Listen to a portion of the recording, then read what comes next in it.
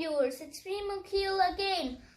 Today we are going to learn about pulling stars using a balloon.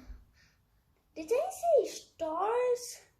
Well, I said stars, but it is not stars from outer space, which you think. It's stars made out of paper.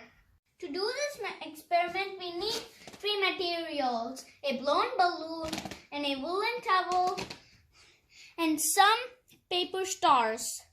Let's try to pull these stars. Did anything come? I don't think so. Now let's rub the balloon in the woolen towel.